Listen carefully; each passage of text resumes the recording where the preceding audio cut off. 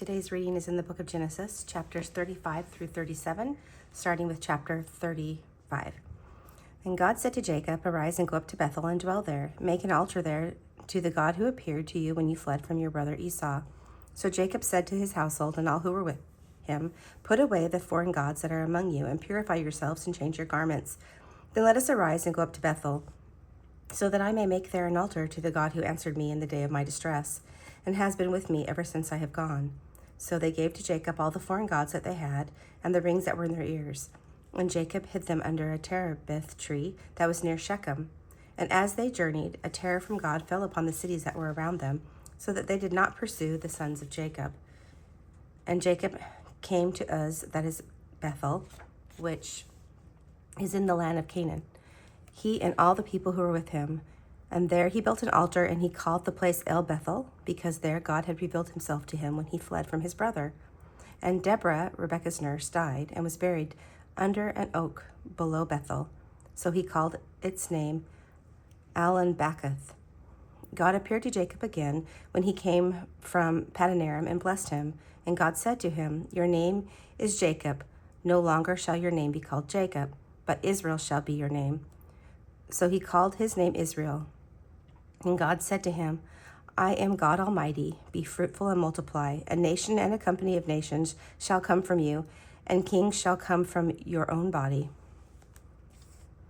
The land that I gave to Abraham and Isaac I will give to you, and I will give the land to your offspring after you."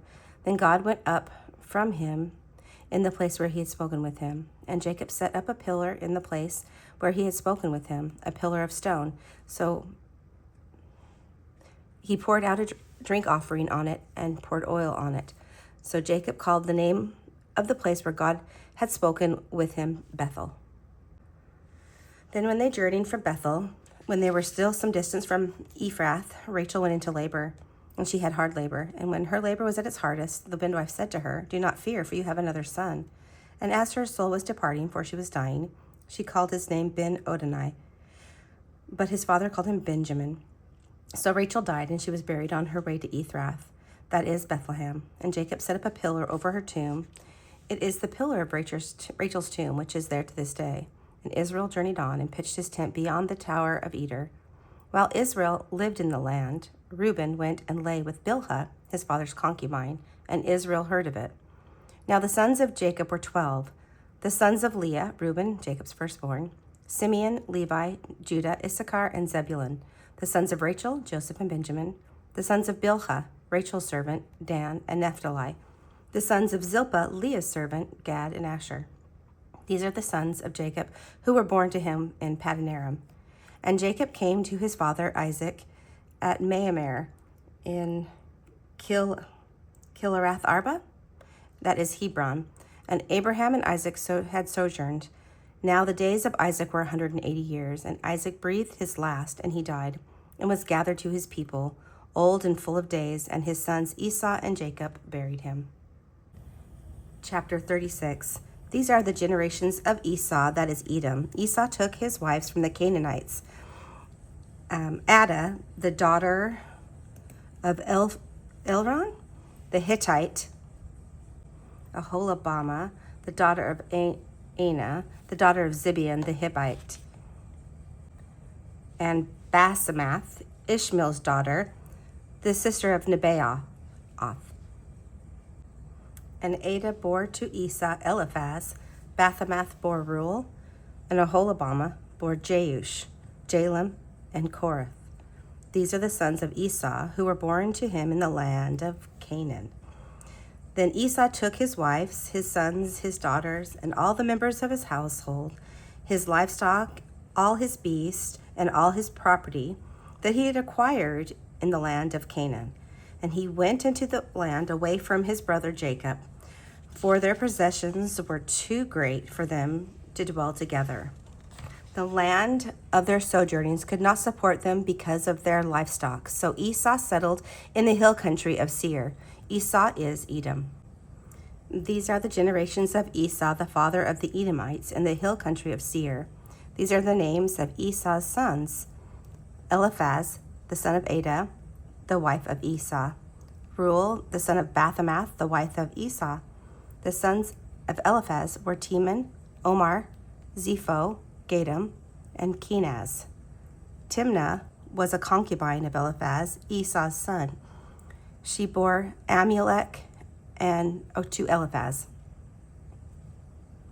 These are the sons of Adah, Esau's wife. These are the sons of Reuel, Ahath, Zerah, Shammah, and Mizah. These are the sons of Bathemath, Esau's wife. These are the sons of Oholibamah, the daughter of Anah, the daughter of Zibeon, Esau's wife. She bore Esau, Jeush, Jamlam, and Korah. These are the chiefs of the sons of Esau. Son of Eliphaz, the firstborn of Esau, the chief Teman, Omar, Zepho, Kenan, Korah, Gatam, and Amalek. These are the chiefs of Eliphaz in the land of Edom. These are the sons of Adah. These are the sons of Reuel, Esau's son, the chief of Nahath, Zerah, Shammah, and Mizah. These are the chiefs of Reuel in the land of Edom. These are the sons of Bathemath, Esau's wife. These are the sons of Oholibamah, Esau's wife, chief Jeush, Jalman, and Korah. These are the chiefs born of Oholibamah, the daughter of Anah, Esau's wife. And these are the sons of Esau, that is Edom, and these are their chiefs. These are the sons of Seir, the Horite, the inhabitants of the land: Lotan, Shobal, Zibeon, Anah, Dishan, Ezer, and Dishan. These are the chiefs of the Horites, the sons of Seir in the land of Edom. The sons of Lotan: Hori, Heman, and Lotan's sister was Timnah. These are the sons of Shobal: Alvan, Manahath, Ebal, Shepho, and Onam. These are the sons of Zibeon: Aiah and Anah. He is the Anah who found the hot springs in the wilderness, as he pastured the donkeys of Zibeon his father. These are the children of Anah: Dishan and Oholibamah, the daughters of Anah. These are the sons of Dishan: Hedman, Ishban, Iran, and Kiran. These are the sons of Ezer: Bilthan, Avan, and Achan. These are the sons of Dishan: Uz and Aran. These are the chiefs of the Horites, the chiefs of Lotan, Shobal, Zibeon, Anah, Dishan, Ezer, and Dishan. These are the chiefs of the Horites, chief by chief in the land of Seir. These are the kings who reigned in the land of Edom, before any king reigned over the Israelites. Behel, the son of Beor, reigned in Edom, the name of his city being Dinhaba. Bela died, and Jobal, the son of Zerah of Bozrah, reigned in his place. Jobab died, and Musham, the land of the Temanites, reigned in his place.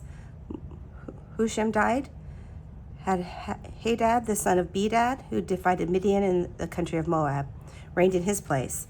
The name of his city being Avath. Hadad died, and Samlah of Masrekah reigned in his place. Samlah died, and Shaul of Rehoboth on the Euphrates reigned in his place. Shaul died, and Baal-Hanan, the son of Achbor, reigned in his place. Baal-Hanan, the son of Achbor, died, and Hadar reigned in his place. The name of his city being Payu. His wife's name was Mehetabel, the daughter of Matred, the daughter of Mezahath. These are the names of the chiefs of Esau, according to their clans and their dwelling places, by the names: the chief Timnah, Alva, Japheth, Oholibamah, Elah, Pinan, Kenaz, Teman, Mibzar, Magdiel, and Iram. These are the chiefs of Edom, that is Esau, the father of Edom, according to their dwelling places in the land of their possessions. Chapter 37. Jacob lived in the land of his father's sojournings, in the land of Canaan. These are the generations of Jacob. Joseph, being 17 years old, was pasturing the flock with his brothers. He was a boy with the sons of Bilhah and Zilpah, his father's wives. And Joseph brought a bad report of them to their father. Now Israel loved Joseph more than any other of his sons, because he was the son of his old age, and he had made him a robe of many colors. But when his brothers saw that their father loved him more than all his brothers, they hated him and could not speak peacefully to him. Now Joseph had a dream,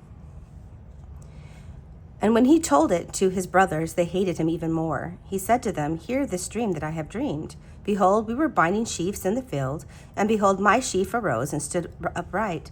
And behold, your sheaves gathered around it and bowed down to my sheaf." And his brothers said to him, "Are you indeed to reign over us, or are you indeed to rule over us?" So they hated him even more for his dream and for his words. Then he dreamed another dream, and he told it to his brothers and said, "Behold, I have dreamed another dream. Behold, the sun, the moon, and the 11 stars were bowing down to me." And when he told it to his father and to his brothers, his father rebuked him and said to him, "What is this dream that you have dreamed? Shall I and your mother and your brothers indeed come to bow ourselves to the ground before you?" And his brothers were jealous of him, but his father kept the saying in mind. Now his brothers went to pasture their father's flock near Shechem. And Israel said to Joseph, "Are not your brothers pasturing the flock at Shechem? Come, and I will send you to them." And he said to him, "Here I am." So he said to him, "Go now and see if it is well with your brothers and with the flock, and bring me word." So he sent him from the valley of Hebron, and he came to Shechem. And a man found him wandering in the fields. And the man asked him, "What are you seeking?" "I am seeking my brothers," he said. "Tell me, please, where they are pasturing the flock." And the man said, "They have gone away, for I heard them say, 'Let us go to Dothan.'" So Joseph went after his brothers and found them at Dothan. They saw him afar, and before he came near to them, they conspired against him to kill him. They said to one another, "Here comes this dreamer. Come now, let us kill him and throw him into one of the pits. Then we will say that a fierce animal has devoured him, and we will see what will become of his dreams."